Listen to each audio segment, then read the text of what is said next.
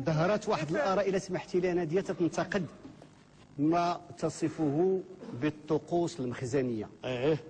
هناك من يرى بإلغاء فوري لهذه المظاهر، وهناك من يرى بضرورة الحفاظ عليها. السؤال ديالي يا أستاذ، لماذا لم تضمنوا مسألة البروتوكول والطقوس في مذكرة حزبكم حول الإصلاح الدستوري؟ وهذه والله وكون كنتي في العداله والتنميه حتى واحد ما قال هذه القضيه. يلا انت غتقول انا اللي غنقول لك الطقوس ولي مصطفى. كاين طقوس وطقوس. كاين طقوس فعلا ما بقاش وقتها. انا تقديري بحال اش اسيدي انا غادي نقول كاين اشياء ماشي طقوس، بحال دابا القبله ديال اليد.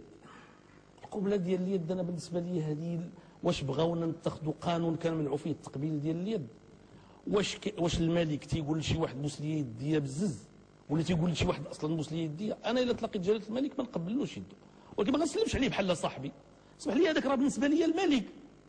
النهار اللي كنا صغار وحنا تنعرفوا الملك وتنعتبروا الملك وتنقدروا الملك غنطيح عليه نبوس ليه بحال اللي كان كيدير على الفاسي الله يرحمه. واخا يمكن ما عنديش الحق نقارن نفسي مع انسان بحال على الفاسي، يعني نسلم عليه بالانحناء. هذا كيجيني انا ما فيه حتى شي حاجه، ولا باس ليه شي واحد يديه. اين هو المشكل؟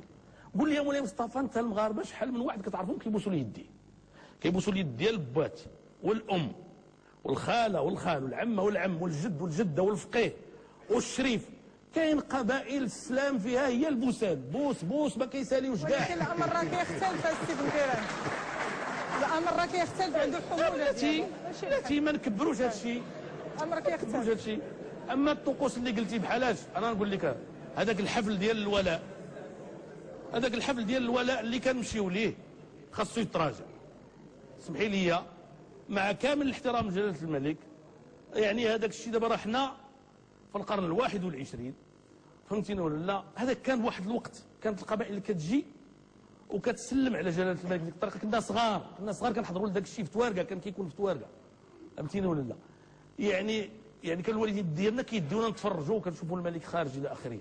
هذاك الشيء هذاك ماشي كنقول يحيد، ولكن خصو يتراجع بواحد الطريقه. ما كيكونوا شي وحدين اللور كيديروا شي مسائل ماشي كيقول عباد الله حني ما تحشوم هذاك الشيء. صافي شوف، خصنا نمشيو بشي طريقه، وربما يبدا يكون يتجمعوا الناس يكونوا جالسين، جلاله الملك يعمل خطاب، ربما يعملوا قسام، هذاك تيتسمى حفل الولاء.